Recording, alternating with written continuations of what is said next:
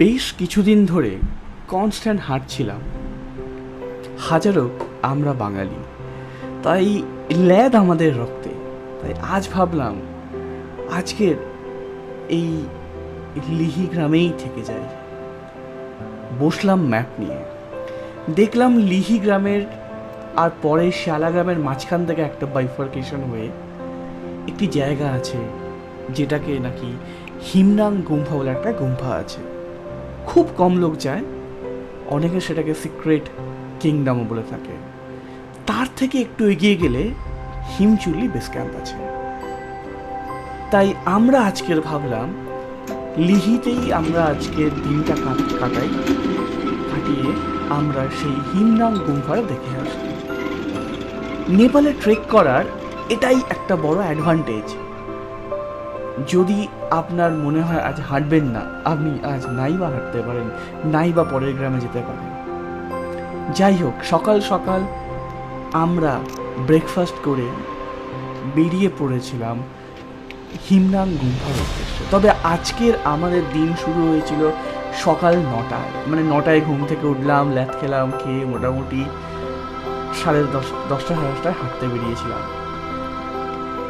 লিহি গ্রাম থেকে একটু আপনাকে নিচে যেতে হবে। ঠিক কিছুটা নিচে যাওয়ার পর শালা গ্রাম চলে যাচ্ছে ডান দিকে, আর বাঁদিক বরাবর আপনি যখনই যাবেন দেখবেন সেখানে একটা সাইনবোর্ড লেখা আছে হিমনাং গুম্ফা। তবে হ্যাঁ, এই গুম্ফা যেতে কিন্তু একটু আপনাকে স্টিপ অ্যাসেন্ট করতে হবে। এতক্ষণ রাস্তাটা ছিল কিন্তু আমাদের জন্য বেশ ফ্ল্যাট। এই যে আপনি দেখলেন একটা বোর্ড, এইখান থেকে রাস্তা উঠে যাচ্ছে চড়াই। মোটামুটি আধা ঘন্টা আপনাকে এই চড়াই কনস্ট্যান্ট আপনাকে ঠেলে তুলবে। যাওয়ার সময় বেশ মনে হচ্ছিল ম্যাপ দেখে তো চলে এলাম, কি জানি কি আছে, বেকার হাঁটছি মনে হচ্ছিল বটে। বাট এসে যখন পড়েছি, হঠাৎ দেখলাম সামনে একটা দরজা। মনে হলো আগেকার রাজাদের একটা কিছু সাইন হতে পারে। কিন্তু দরজাটা ক্রস করার পর দেখলাম আমরা একটা, সত্যি বলতে একটা সিক্রেট ল্যান্ড এসে পৌঁছলাম। বোন, তার মাঝে একটু আধটু জিনিসপত্র, আর একটু যেতেই চোখে পড়ল হিমচুল্লির সেই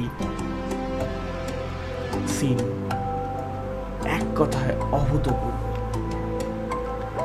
যত আমরা এগোতে থাকলাম মনে হচ্ছে আমরা কোনো এক রাজার রাজত্বে এসে পৌঁছালাম, যেখানে বোধহয় তার মতোই বা তার মতে তার রাজত্ব চলে। দেখলাম চারদিকে পাইন বন, সেই বনের মধ্যে দিয়ে আমি, আমার ওয়াইফ আর গাইড হয়ে গেছি। এই রাস্তায় কিন্তু কেউ ছিল না, সবাই শিয়ালা চলে যাচ্ছিল।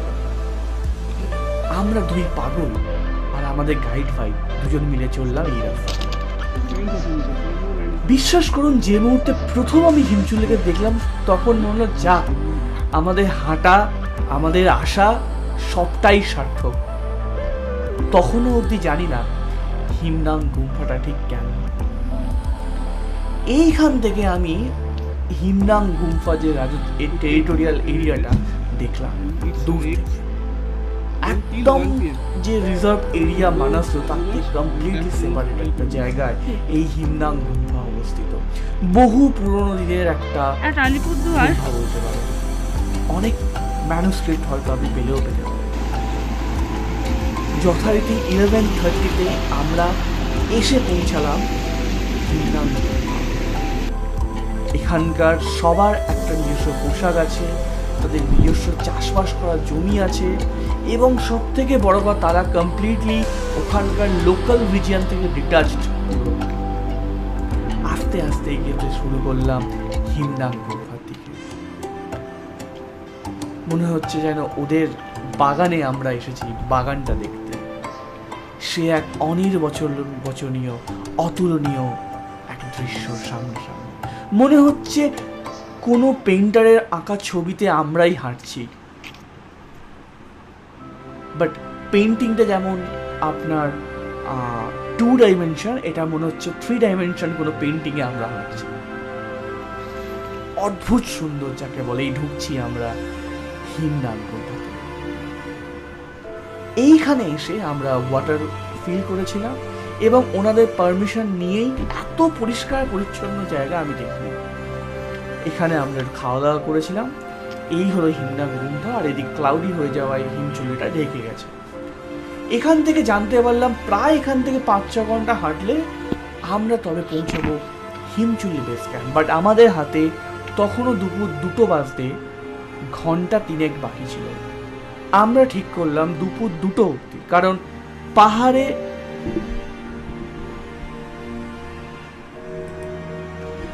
পাহাড়ে দুপুর 2টো আমার কাছে ডেডলাইন, যদি না কোনো এমার্জেন্সি না।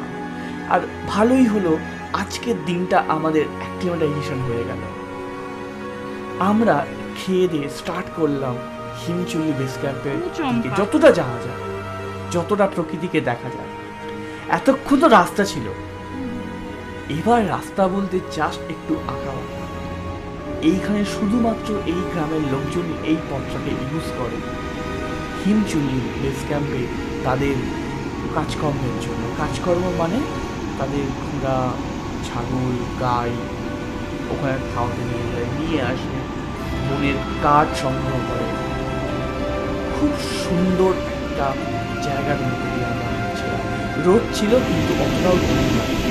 এই রাস্তা একদম সরু রাস্তা দিয়ে চলছে এবং শুরু হলো এখান থেকে কিছুটা যাওয়ার পর শুরু হচ্ছে একটা ঘন জঙ্গল। এই জঙ্গলে ক্রস করার পর আরো কিছুটা গেলে সেখানেই হবে হিমচুলি বেস ক্যাম্প। পাশে নদী বয়ে যাচ্ছে, তার পাশ থেকে আমরা হেঁটে যাচ্ছি। নদীর কলকল শব্দ, সে এক অবিস্মরণীয় ব্যাপার আমার কাছে অন্তত। মানে মানাসলু সার্কিটের যে ওয়াইল্ডনেস জাস্ট অসম্পূর্ণ, অপরিসীম, ভাষায় বর্ণনা করা যায় না। আমি এর আগে অন্নপূর্ণা সার্কিট গেছিলাম, কিছুটা গেছিলাম। সেখানে আমার উত্তরাখণ্ডের ওয়াইল্ডনেসের কোথাও ম্লান হয়েছিল, কারণ আমি পাইনি। এভারেস্ট গেছিলাম, সেখানে আমি পেয়েছিলাম, কিন্তু মানাসলুর ওয়াইল্ডনেস এই এক অন্য মাত্রায় আপনাকে নিয়ে যাবে। শুরু হলো বনের রাস্তা দিয়ে আমরা আস্তে আস্তে এগোতে শুরু করলাম হিমচুলি বেস ক্যাম্প। কি জল আসে? কখনো আমি আগে যাচ্ছি, কখনো আমাদের ট্রেকের গাইড ভাই আগে যাচ্ছে। টুকটুক করে মাঝে মাঝে কিছু গ্রামবাসীর সাথে দেখা হচ্ছিল। তাদের প্রথম কথা আমরা কোথায় যাচ্ছি, কারণ এই রাস্তায় আমরা 3 জন ব্যতীত আর কেউই ছিল না। তবে ভাববেন না যে আমরা হঠাৎ চলে এসেছি। আমরা আমাদের লিহি হোটেলের ওনারের সাথে কথা বলেছি, গাইডের সাথে কথা বলেছি, আরও কিছুজন লোকজনের সাথে কথা বলে কনফার্ম করেছি যে আমরা যেতে পারবো কিনা। কারণ পাহাড়ের কাছে একবার যদি মনে করেন আপনি রাজা, তাহলে পাহাড়ের মতো বাড়ি জিনিস আপনার কাছে নেই। আর পাহাড়ের কাছে যদি মনে করে পাহাড়ই শ্রেষ্ঠ, তার থেকে ভালো জিনিস কিছু হয় না। তো সেই রকমভাবেই আমরা আজকের ডেটাকে সিলেক্ট করেছিলাম। ঘোরাও হলো, হিমচুলি বেস ক্যাম্পও দেখা হলো, একদিন রেস্টও হয়ে গেল, সাথে একটু অ্যাক্লিমাটাইজেশনও হয়ে গেল। আমার এই অ্যাক্লিমাটাইজেশন করতে খুব ভালো লাগে। ইন দ্য আদার হ্যান্ড আমি অনেককে দেখেছি পাহাড়ে গিয়েও তারা সময় বাঁচাতে চায়। এগোচ্ছিলাম টুকটুক করে, হাঁটছি, কোথাও রেস্ট নিচ্ছি। এইখানে কিন্তু মোটামুটি ফ্ল্যাট হতে পারে, কিছু জায়গায় আপ, কিছু জায়গায় ডাউন। অদ্ভুত ব্যাপার, কিছু জায়গায় গেট করা, সেই গেটটাও বন্ধ ছিল। এই দেখুন আমরা গেট ক্রস করছি, এই গেটটা বন্ধ পুরো। গাইড ভাই রাস্তা তৈরি করছে, এখান থেকে লাফিয়ে আমাদের ওই দিকে যেতে হবে। তার কারণ বনের পশু যাতে লোকালয়ে না চলে আসে।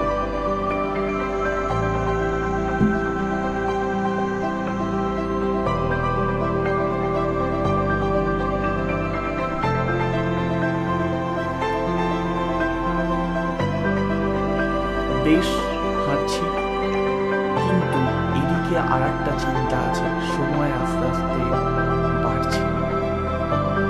তো আমাদের কোনো তাড়াহুড়ো সীমাংশে নেই, যতটা যেতে পারবো, পাহাড় যতটা নিয়ে যাবে ততটাই আমাদের জন্য enough.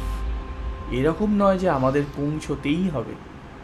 The more important thing is that আমাদের শরীর যাতে ওটার সাথে অ্যাডজাস্টেড হয়ে যায়। আমার অর্ধাঙ্গিনীর বড় ট্রিক আমার সাথে প্রথমবার। সো তাহার পারফরমেন্সে আমি জাস্ট মানে স্পিচলেস।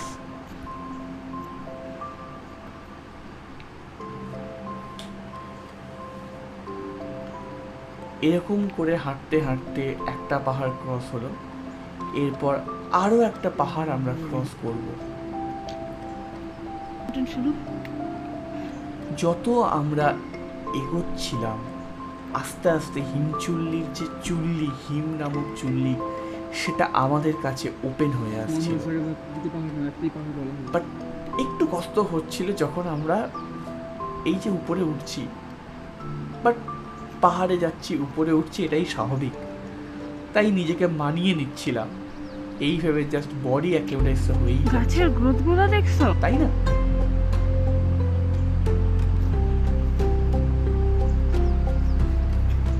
এইখান থেকে দেখলাম আস্তে আস্তে গাছপালা থিনার হচ্ছে, মানে ডেন্সিটি কমছে। বুঝলাম আমরা একটি ফাঁকা জায়গার দিকে আসছি যেখানে বনটা শেষ।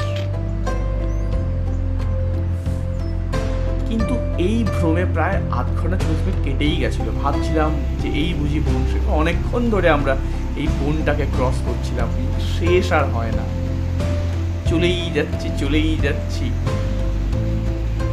মাঝে মাঝে তো মনে হচ্ছিল আর কত দূর, কখন শেষ হবে। যাই হোক, এখানে দেখলাম আরো একটা ব্রিজ মতো এরিয়া, এই যে ক্রস করছি আমরা। এদিকে ঘোড়া সব দাঁড়িয়ে আছে যাতে এরা লোকালয়ে না যেতে পারে।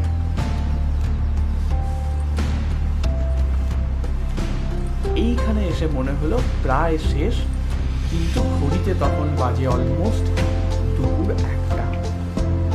আমরা একটু এগিয়ে গেলাম, একটু এগিয়ে গিয়ে নদীটাকে ক্রস করলাম। ক্রস করে ভাবলাম যে আর বোধ হয় আমাদের এগোনোটা উচিত হবে, কারণ ফিরতেও আমাদের টাইম লাগবে। তাই এই নদীটা ক্রস করে আরেকটু সামনের দিকে গিয়ে দিলাম। ওনারা গ্যালারি করা আছে, বোধহয় ওখান থেকে খুব সুন্দর হিমচুলি দেখা যায়, একদম রিভার বেড দিয়ে আমরা হাঁটছিলাম। সেইখানে গেলাম, সেইখানে বসে সেদিনকার মতো লাঞ্চ করলাম, কিন্তু আনফর্চুনেটলি হিমচুলি ঢেকে গেছিল। এইখানে বনটাও শেষ, এর থেকে আরও 1.5 ঘন্টা গেলে আমাদের বেস ক্যাম্প ছিল। কিন্তু আমরা এখানেই আমাদের জার্নি ক্রস করে ফিরতে শুরু করলাম, কারণ কথায় আছে সুস্থভাবে বাড়ি গেছো পাহাড়ে, সুস্থভাবেই ফিরতে হবে। তাই আজকের মতো এখানে শেষ করলাম। আজকে ভিডিও এডিট করতে পারলাম না।